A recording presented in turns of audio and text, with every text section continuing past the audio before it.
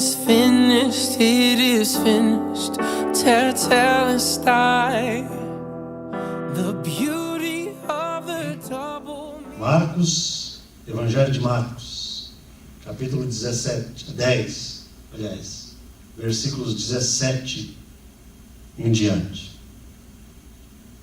A palavra de Deus diz assim: quando Jesus ia saindo, um homem correu em sua direção e se pôs de joelhos diante dele e lhe perguntou: bom mestre, que farei para herdar a vida eterna? Respondeu-lhe Jesus: por que você me chama bom? Ninguém é bom, a não ser um, que é Deus. Você conhece os mandamentos: não matarás, não adulterarás, não furtarás, não darás falso testemunho, não enganarás ninguém, honra o teu pai, a tua mãe. E ele declarou: mestre, a tudo isso eu tenho obedecido desde a minha adolescência. Jesus declarou, Jesus olhou para ele, aliás, e o amou, e disse assim: falta uma coisa. Disse ele: vá, venda tudo que você possui e dê o dinheiro aos pobres, e você terá um tesouro no céu. Depois venha e siga-me. Diante disso, ele ficou abatido e afastou-se triste, porque tinha muitas riquezas. Jesus olhou ao redor e disse aos seus discípulos: como é difícil aos ricos entrar no reino de Deus. Os discípulos ficaram admirados com essas palavras. Mas Jesus repetiu: filhos, como é difícil entrar no reino de Deus, um rico. É mais fácil passar um camelo pelo fundo de uma agulha do que um rico entrar no reino de Deus. Os discípulos ficaram perplexos e perguntavam uns aos outros: nesse caso, quem pode ser salvo?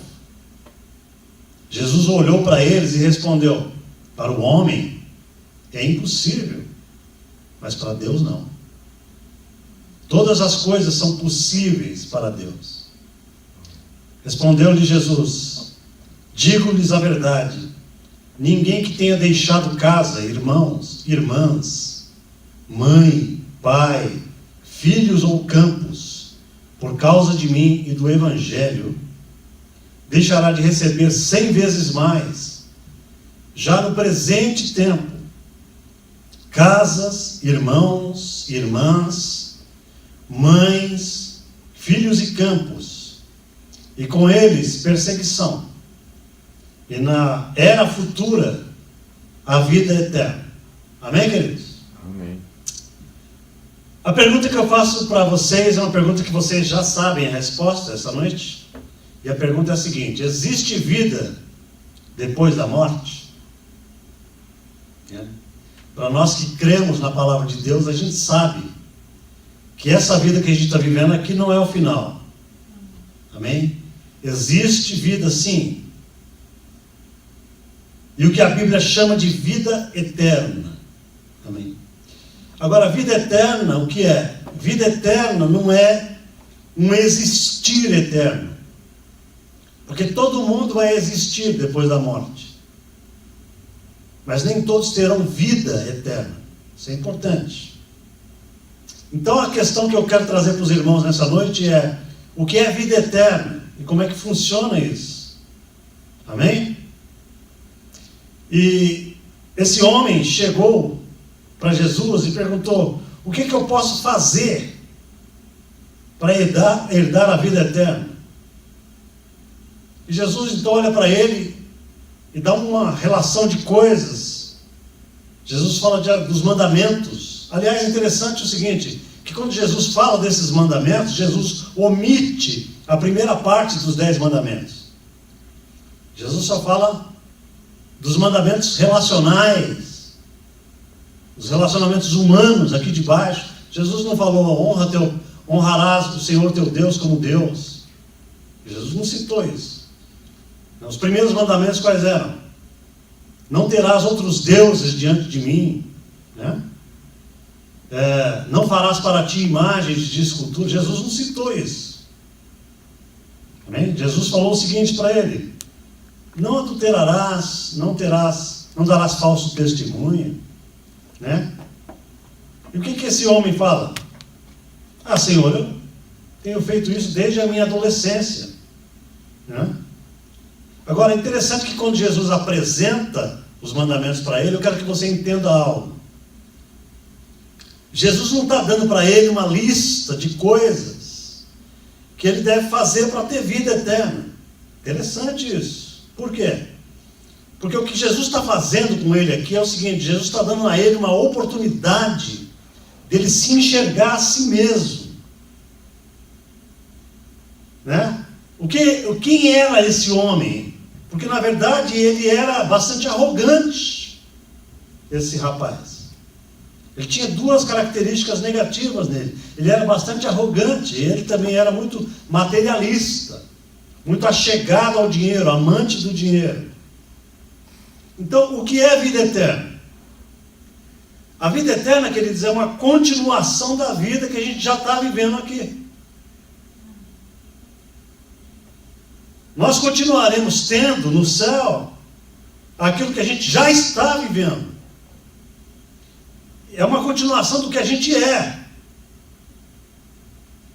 Não é como aquele ditado brasileiro que diz assim: fulano era um bandido safado, mas morreu e virou santo. Não é assim no Brasil? A gente diz isso.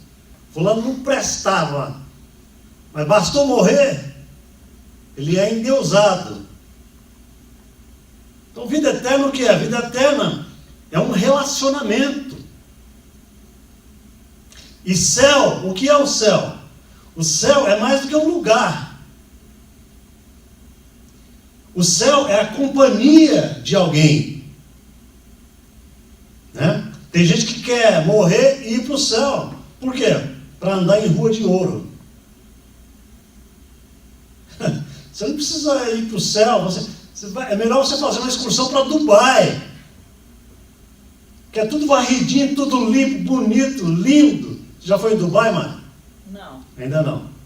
Mas boa logo. Vai para Dubai. Quer dizer, você ir para o céu para conhecer rua de ouro não é um bom objetivo.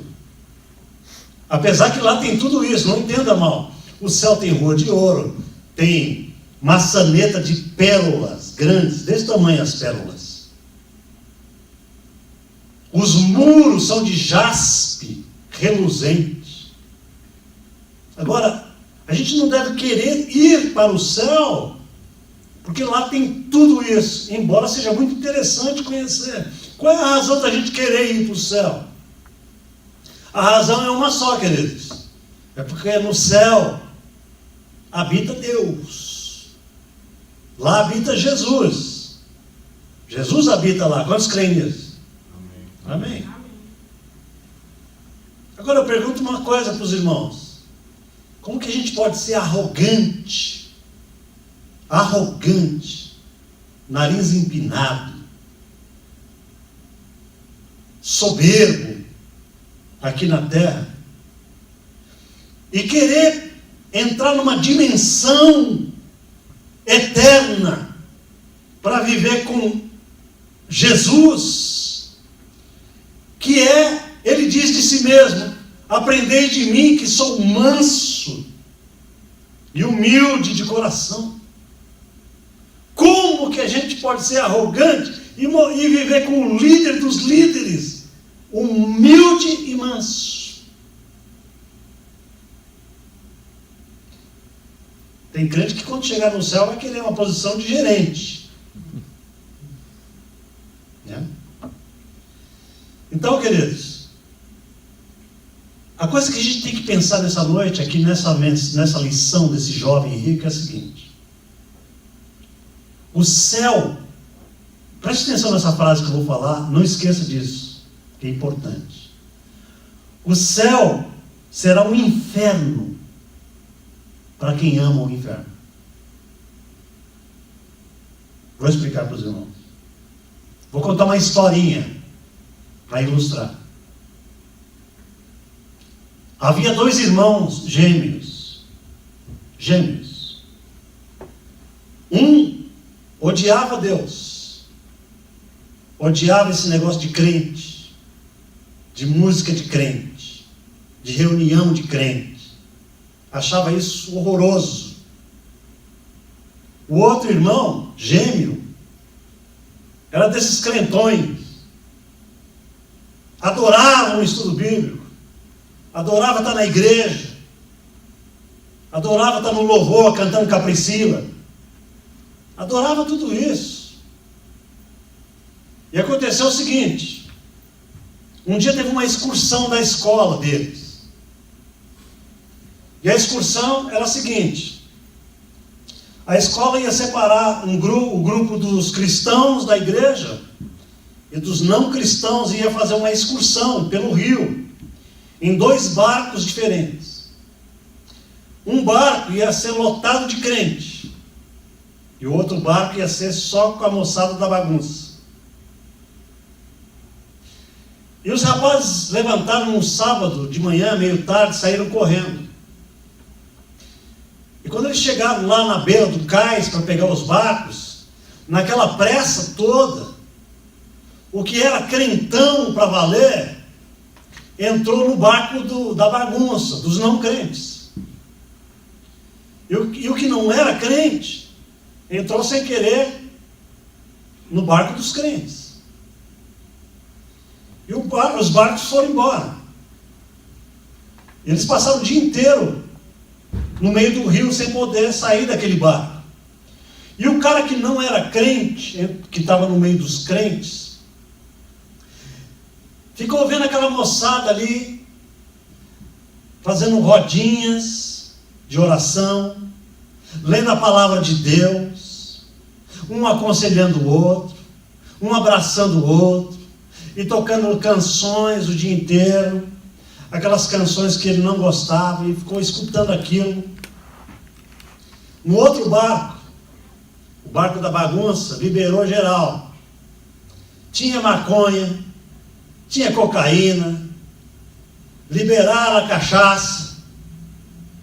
Aí começou o estupro, aí teve briga, era tapa na cara, virou uma zona. O barco virou uma zona total. E no final da tarde, os 2 barcos voltam para o cais. E aí foram perguntar. A primeira pergunta que fizeram foi para o rapaz crente, que entrou no barco do pessoal não crente. Falou: rapaz, como foi a tua experiência com esse pessoal? Ele falou assim: rapaz, eu achava que o inferno não existia, mas esse troço para mim foi um inferno. Né? Aí perguntou para o rapaz que não era crente e que tinha entrado no barco dos crentes: como é que foi a tua experiência? Passar o dia inteiro com crente? Falou: pelo amor de Deus, rapaz, não sei como é que vocês aguentam isso para mim é um inferno. Eu não sei como é que vocês aguentam essa música de vocês, melosa. Sabe? Cadê aquela pauleira? Cadê aquela coisa brava? Eu não aguentaria viver 1 minuto com vocês, crentes. Então eu quero que você pense o seguinte. A Bíblia vai dando a seguinte configuração para a gente. Se o nosso coração não é transformado, e a gente passar a desejar o que Deus deseja, o céu será um inferno para a gente. Pode acreditar nisso. E a gente vai preferir o inferno. Você pensa que eu estou brincando? Até o final dessa mensagem você vai entender que isso é uma verdade. Porque quando Jesus diz para esse jovem aqui: uma coisa te falta, vai, vende tudo que você tem e dá aos pobres, Ele quer dizer o seguinte: lá no céu não existe um espírito de ganância, de apego às coisas materiais. Se você quiser viver a vida lá, você tem que começar aqui. E nesse instante, quando Jesus falou isso para aquele rapaz, o prazer pelas riquezas foi maior do que o prazer do céu. Vocês estão entendendo isso? O que aconteceu com esse jovem rico? Ele amou as riquezas mais do que Jesus. Ele escolheu uma eternidade onde Jesus não pode estar presente, porque Jesus mandou ele vender tudo. Porque a ordem de Jesus foi uma ordem radical, não foi? Aliás, Jesus nunca deu essa ordem para mais ninguém. Você não vê Jesus repetir essa ordem: vai, vende tudo que você tem e dá aos pobres. Jesus falou especificamente para esse homem. Qual era a razão de Jesus ter sido tão radical assim? É porque, na verdade, se ele fizesse isso, ele salvaria a alma dele desse espírito de apego às coisas materiais. Ele teria sido salvo. Amém, queridos? E dentro dessa lógica de Jesus, fica um tremendo ensino para a gente. Qual é o ensino que está aqui implícito? É o seguinte: o céu começa aqui. O inferno também começa aqui, nas nossas escolhas. Porque a gente geralmente pensa em inferno como? Como é que a gente pensa em inferno? A gente pensa em inferno como uma forma de punição por erros cometidos. Mas a gente nunca pensa em inferno como uma elevação a nível eterno daquilo que a gente sempre mais buscou e amou nesta vida. A gente nunca pensa nisso. Que o inferno é apenas uma continuação de tudo que eu amo e quero mais nessa vida. É apenas eternizar aquilo que a gente mais se apega, mas que não é da vontade de Deus. Então a gente vai continuar tendo aquilo num grau elevado, num grau eterno. Vocês duvidam disso? Quando Jesus, por exemplo, diz em Mateus 16 o seguinte: porque o Filho do Homem há de vir na glória do seu Pai com os seus anjos, e então retribuirá a cada um conforme as suas obras. A gente pensa o seguinte: Jesus vai punir a obra do sujeito. Se ele foi mal, Jesus vai dar aquela punição por causa da... Não, esse texto está dizendo o seguinte: não, Jesus vai retribuir conforme as obras e o coração da pessoa era na terra. Vocês não estão entendendo, mas vocês vão pegar. Se o cara era ganancioso, ele vai continuar sendo ganancioso em grau exponencial, mas aquela ganância vai ser o próprio inferno dele.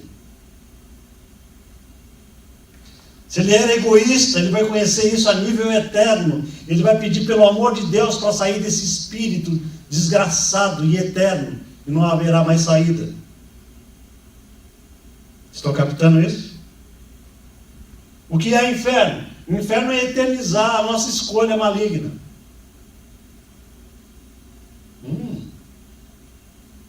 Jesus, ele não faz advocacia da pobreza nesse texto. E nem a gente deve fazer também. Porque o que Jesus está falando, Jesus nunca diz assim, o problema é dinheiro. Jesus nunca falou isso. Ele falou: o amor ao dinheiro é a raiz de todos os males. Quando você pode ter um teclado bom para tocar, e isso não te faz mal para a alma, você não vai tocar num tecladinho xing-ling, vai? Se você pode ter um teclado bom. Se você pode ter um carro bom, e isso não te eleva o coração, você pode ter um carro bom. Jesus não está fazendo uma advocacia da pobreza. Mas o que Jesus está fazendo aqui? O texto não deixa dúvida do que Jesus está falando. Jesus está dizendo o seguinte: é impossível que o espírito de Mamon possa viver no céu. Jesus falou o seguinte: não podeis servir a dois senhores. Ou vocês servem a Mamon, que é o espírito demoníaco, que faz o homem se apegar às coisas desse mundo, às coisas materiais, e servir a Deus ao mesmo tempo. É impossível. E o texto está falando exatamente isso. Jesus diz assim: é mais fácil um camelo passar pelo fundo de uma agulha do que o rico entrar no reino dos céus. Cara, isso é tremendo o que Jesus está falando aqui. Tanto que é tremendo que os discípulos, ouvindo isso, falam: meu Deus, quem é que vai ser salvo então? Que é difícil. E eu já li um bocado de texto, de explicação para esse negócio do camelo e da agulha. Tem gente que fala que isso daí é uma portinha que tinha em Jerusalém, na muralha de Jerusalém, uma porta chamada Fundo da Agulha. E que o camelo tinha que passar ali sem carga e ajoelhado. Mentira! Nunca existiu essa portinha lá. É que o povo inventa isso porque eles acham impossível um camelo passar no fundo de uma agulha de costura. Mas Jesus está falando exatamente isso. Você pegar um camelo e fazer passar no fundo de uma agulha de costurar. É impossível um rico entrar no reino do céu, a menos que ele tire esse espírito de mamão dele. Olha que coisa poderosa isso. Amém? Então, queridos, o que Jesus está querendo dizer aqui é o seguinte: qual é a lógica que organiza a tua vida? Porque a lógica que organiza a tua vida não é diferente de quem você é de fato. Se a tua lógica é de ganância, de egoísmo, então ela não tem espaço para compaixão. Porque compaixão e ganância são caminhos que se bifurcam. A compaixão vai para um lado e a ganância vai para o outro. Elas não andam junto. Amém? Agora, essa bifurcação, ela determinará muita coisa na eternidade. As nossas escolhas determinam a eternidade. A nossa escolha terrena determina a nossa eternidade. Vocês estão entendendo isso?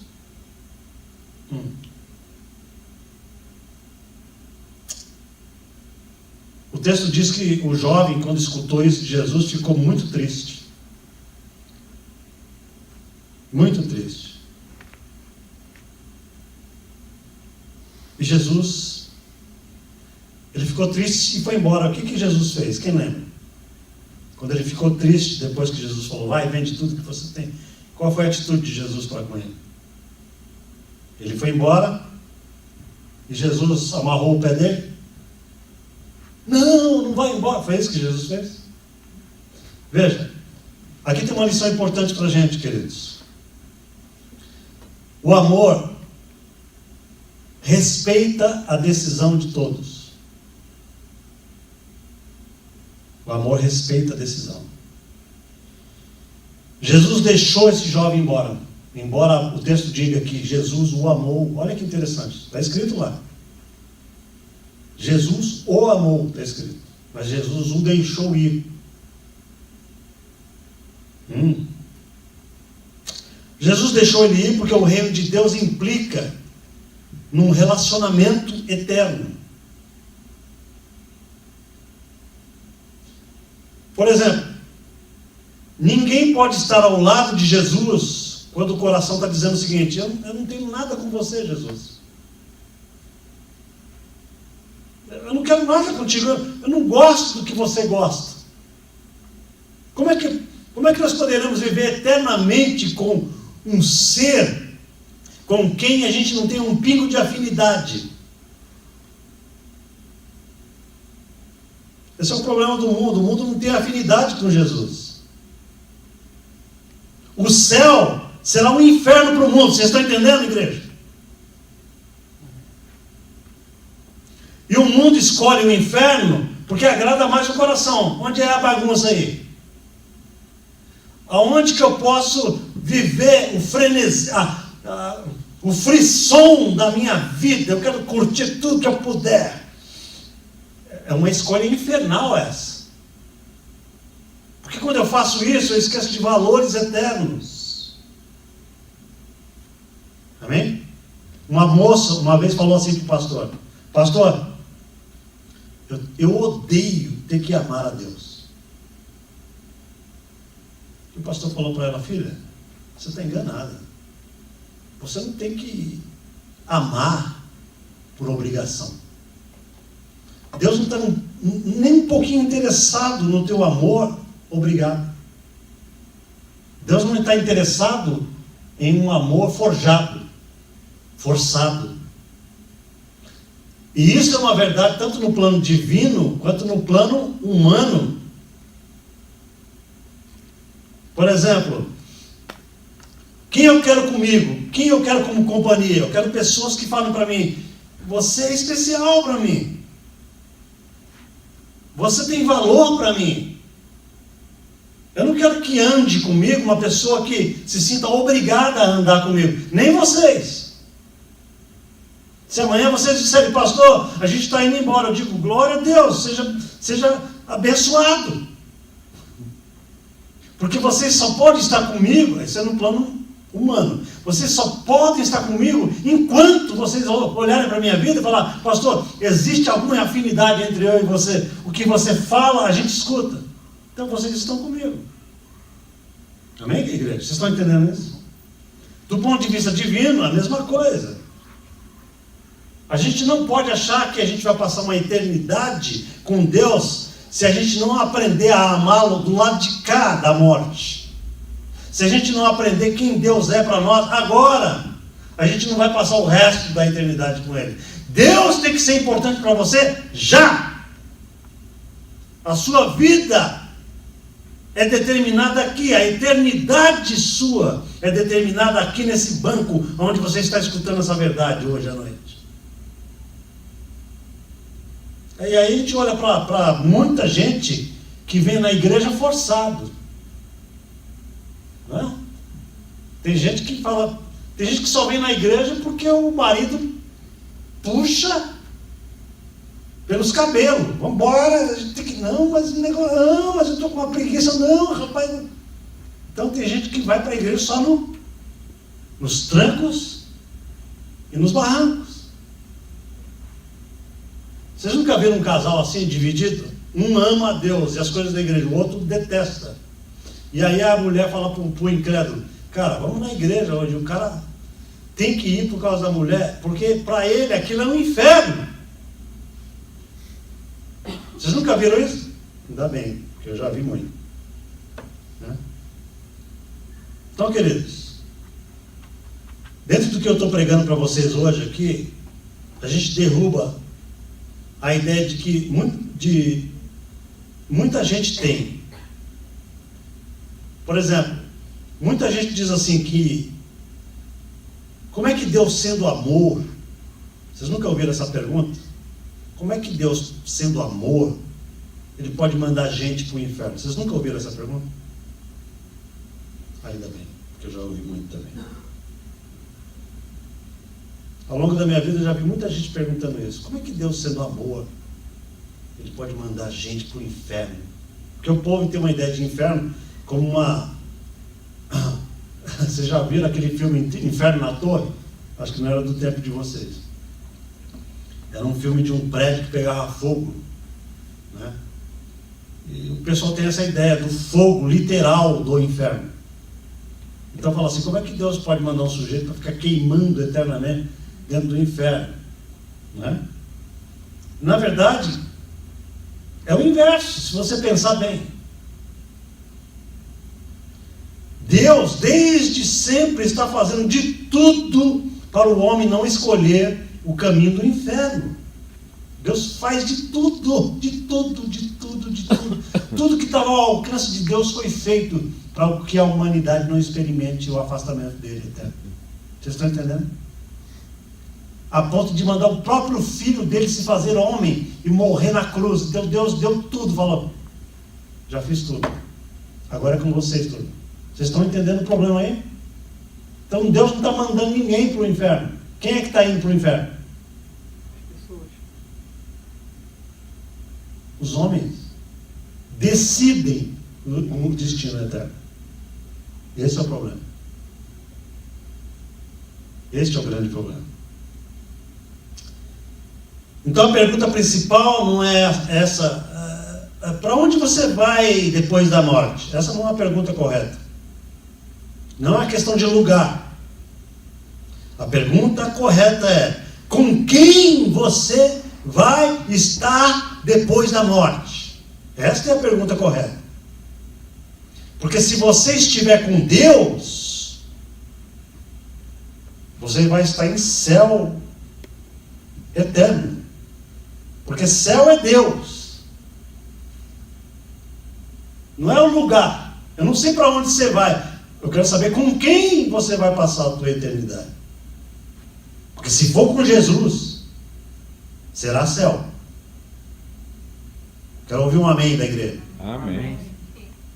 Não é porque a gente está aqui em pouco número que a gente não pode dar um bom amém ao Senhor. Glória a Deus. Amém. Vocês estão entendendo, igreja? Então toda essa questão que a gente está pensando a respeito disso nessa noite, tem a ver com você. Você decide como será a tua eternidade. Amém? Amém. Amados irmãos, eu tenho muitas vezes ouvido relatos de gente que diz que é crente, que crê no Evangelho, fala assim: eu creio na palavra, eu sou crente, eu vou para o céu, mas vive uma vida absolutamente, radicalmente contrária aos ensinos do Evangelho, a ponto de se pensar o seguinte: como que essa pessoa pode pensar que ela morrendo, né? Preste atenção nisso que eu vou falar agora, acompanha na câmera aqui. A pessoa está indo deslavadamente numa direção, a toda velocidade.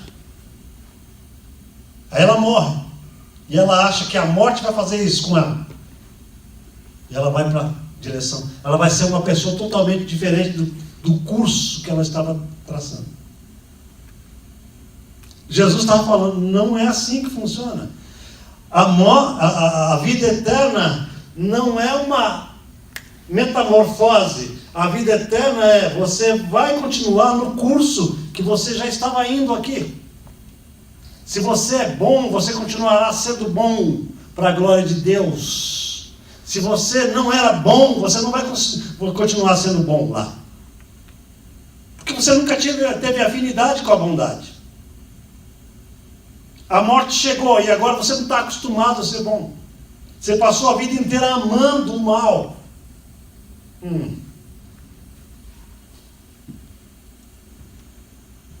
Uma perguntinha para você, e a gente termina. Quando a gente fala de gente ruim, a gente pensa assim logo no Hitler, né? Pensa na vida do Hitler, por exemplo. Você pode pensar assim: bom, o Hitler era um cara ruim, ele deve estar no inferno. Todo mundo pensa isso. Porque Deus é justo e Deus vai julgá-lo e vai mandá-lo para o inferno. Eu digo para você o seguinte: se você olhar para uma vida como aquela, você vai entender o que eu estou falando nessa noite. Uma vida que viveu sem compaixão alguma, que desenvolveu um ódio potencial enorme, não somente nele, mas numa nação inteira, racista, odiador dos judeus, genocida, matando milhões de pessoas nas câmeras de gás, sem nenhum pingo de piedade. Aí de repente ele morre. Você acha que ele poderia estar preparado para o céu e encontrar Jesus na sua bondade, na sua doçura. Primeiro que ele ia encontrar Jesus, Jesus já é judeu, né? Já não tem afinidade nenhuma com o judeu, com Jesus. Impossível. Agora eu quero que você entenda uma coisa, para a gente terminar aqui. Isso é o mais importante que eu vou falar. A palavra de Deus diz que nós somos salvos pela fé, pela graça, por meio da fé. E isso não vem de nós. É dom de Deus.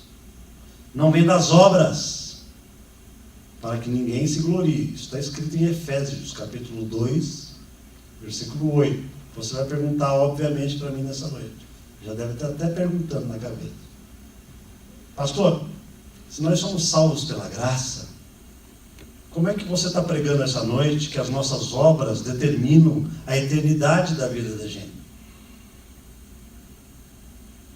É porque quando a gente é salvo pela graça, a gente é salvo para que imediatamente essa graça que nos salvou nos leve a praticar obras de salvação. A graça é nos concedida para que a gente possa mudar de vida e não permanecer na mesma vida. Vocês estão entendendo? Graça não é concedida para a gente continuar no mesmo curso que a gente andava antes. A graça nos salva para nos colocar no rumo correto. A graça nos liberta do pecado, não nos deixa presos ao pecado. A graça é uma libertação e não um endosso de uma vida impura, mesquinha, miserável. Nós realmente somos salvos pela graça, por meio da fé. Mas essa graça que nos salva tem que nos colocar imediatamente numa posição de arrependimento e de busca de conformidade com Jesus e com o seu reino. Porque nós vamos encontrar Jesus, nós vamos encontrar Satanás. Nós temos que aprender doçura desde agora, porque lá é um reino doce. Nós temos que aprender a ser mansos, porque lá só tem mansidão. Nós temos que aprender a ser justos, porque lá só reina a justiça. Nós temos que aprender a sermos honestos, porque lá só tem honestidade. Nós temos que aprender a ser íntegros, porque lá é um reino da integridade, da verdade. Então eu quero que você entenda só isso para a gente terminar. Como está a sua vida hoje? Você não pode ser do tipo de crente que entende o seguinte: Jesus me deu o passaporte para o céu, portanto, a minha vida aqui não importa o que eu faço, porque esse é o maior engano de Satanás. O que Deus está falando para nós hoje é que Jesus nos salva já, para que a gente possa trazer o céu para a terra, antes da gente ir para o céu. Aleluia. Amém? E é isso, essa é a minha preocupação com essa igreja, com esse grupo. A preocupação é a seguinte: o quanto do céu nós já estamos vivendo para a glória do Senhor. Amém? Qual é o gosto que eu, Israel Silva, tenho para com o céu? Eu amo mais as coisas do céu ou as coisas do inferno, como cristão? Porque isso é determinante. Eu vou passar a eternidade no céu, deixa eu me acostumar com ela. Faz sentido ou não? Eu vou passar a eternidade com Cristo, deixa eu conhecer Cristo já.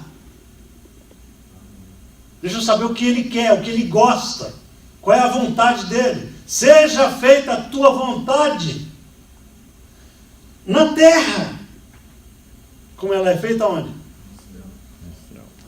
Eu termino aqui. I rest my case. Aleluia.